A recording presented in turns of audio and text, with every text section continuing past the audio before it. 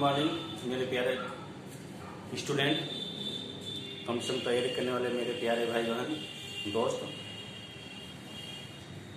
आज हम संख्या पद्धति का पावर 10 10वां भाग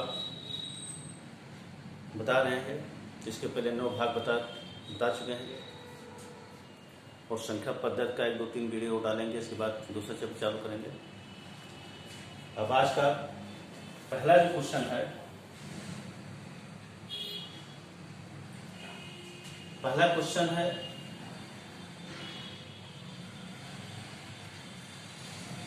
तीन क्रमागत धनात्मक संख्याओं के वर्गों का योग 365 तदनुसार उन संख्याओं का योग क्या होगा। इसमें करना कुछ नहीं, सिर्फ 365 हमारे पास है। 365 को 3 कह रहा है, 3 से भाग कर देंगे। 3 कनम 3 ऐसे 3 कनम 3 लगभग में ये होगा हमारा। अब इसका हम अंडर रूट निकाल देंगे। 11 हो गया, बीज संख्या 11 होगी, उसके पहले 10 होगा, उसके बाद की लगातार कह रहा है, इसके उसके बाद की कितना होगा, ये 12 होगा। ये 10 11 12 तीनों की योग कह रहा है, तीनों की योग 33। ये हमारा आंसर हो गया। करना कुछ नहीं समझा था। अगला क्वेश्चन है, सेकंडों में क्वेश्चन हल हुआ, 1 मिनट से कम समय लगा।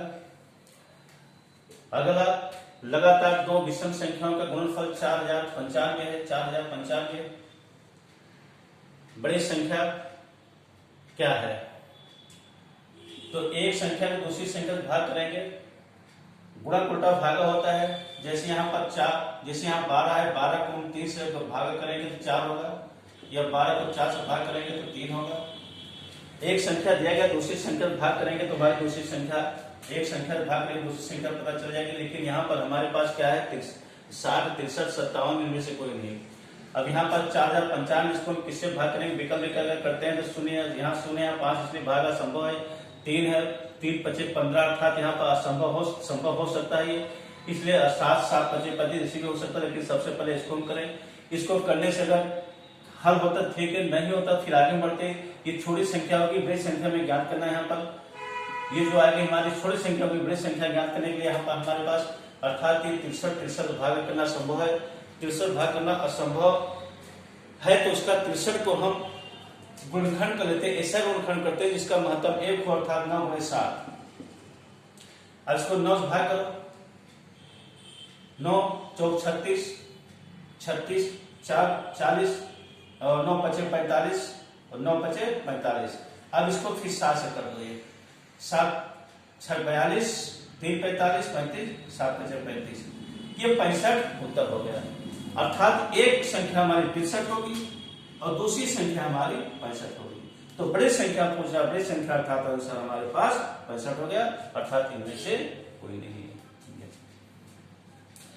अगला क्वेश्चन, अगले क्वेश्चन में चले आते हैं। क्वेश्चन नंबर 3 में ये क्वेश्चन इस तरह से क्वेश्चन हम इसके पहले पार्ट 9 में एक वीडियो बता चुके हैं। उसके पहला क्वेश्चन जो था उसमें क्या पूछा गया था, उसमें 2 संख्याएं दी गई थी, उसका संख्याओं का व्युत्क्रमों का योग उसमें निकालना था। यहाँ पर व्युत्क्रमों का योग दिया गया है और संख्या हमें ज्ञात करना है। उसी उल्टा क्वेश्चन है। तो 2 संख्याओं का योग 9 है।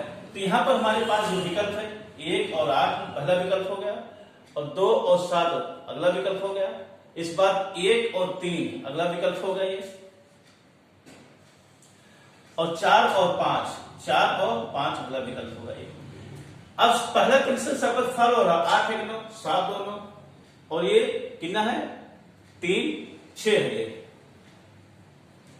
3 और 6 है, 3 6 ये भी हमारे पास 9 हो जा रहा, 4 5 ये भी। तो पहले कंडीशन फल हो, लेकिन दूसरा क्या करें, उनके व्युत्क्रमों का उसको उल्टा कर दो।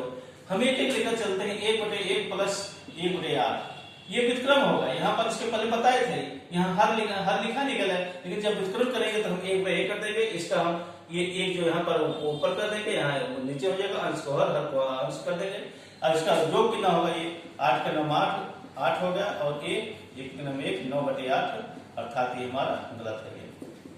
दूसरा विकल्प क्या है, 2 और 7 1/2 प्लस 1/7। यहाँ पर 7 में 14 7 और प्लस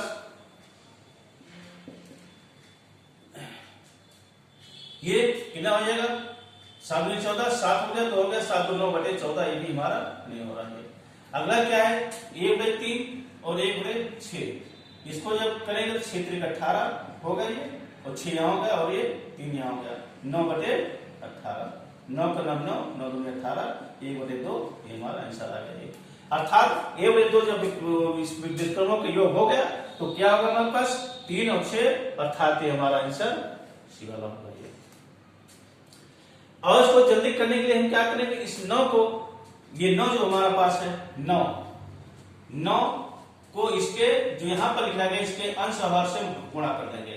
9 का 9 9 दूनी 18, 9 का 9 9 दूनी 18, ये 1/2, अर्थात यहां पर ये 9 का 9 दूनी 18, अर्थात यहां पर 18 18 है पर 18, तो किसका गुणा 18 होगा, 6 का 18, अर्थात यहाँ पर 18 हो गया। किसका गुणा 18 होगा, 6 का 18, इसका गुणा 18 होगा, किसी गुणा 18 नहीं हो रहा, तो ये हमारे पास विकल्प दूसरा। और जल्दी हम इसको करना चाहेंगे 9 दूनी 18, अर्थात 6 का 18, ये हमारे पास ये हो गया। अगला क्वेश्चन हमारे पास है दो संख्याओं का अंतर,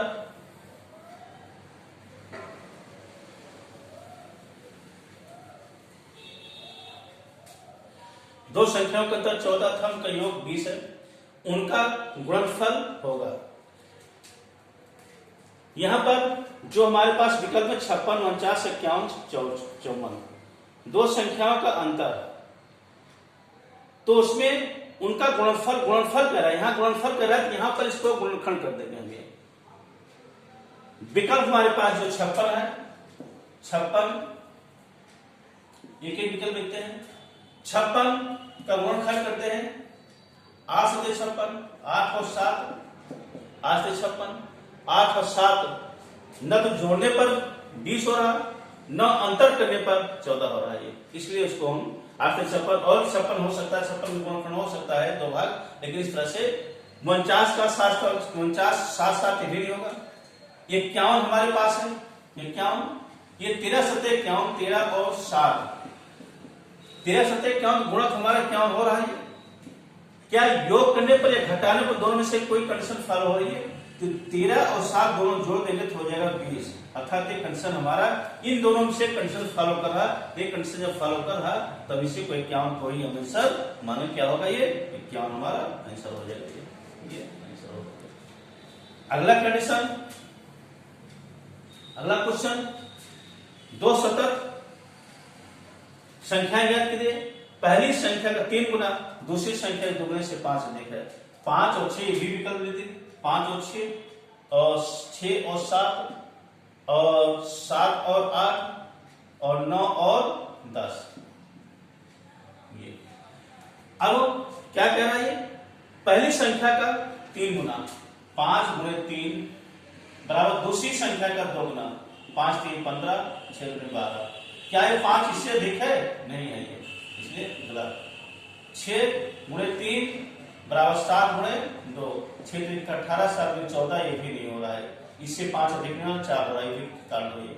फिर 7 गुणे 3 8 गुणे 2, 7 21, 8 गुणे 16, ये 21 16 में अंतर कितना हो रहा, 5 हो रहा, ये 5 हो रहा, अर्थात ये क्वेश्चन हमारे पास सही होगा, अर्थात 7 और 8, ये आंसर सही होगा, 7 और 8। इस तरह से एनटीपीसी 2016 क्वेश्चन पूछा गया है। इस प्रकार से 5 क्वेश्चन हमारे पूरे हुए, और कृपया करके इन जो वीडियो बनाए हैं, प्रश्नों का जो वीडियो बनाया है, इसका सब्सक्राइब और लाइक कर दीजिए। बाकी धन्यवाद।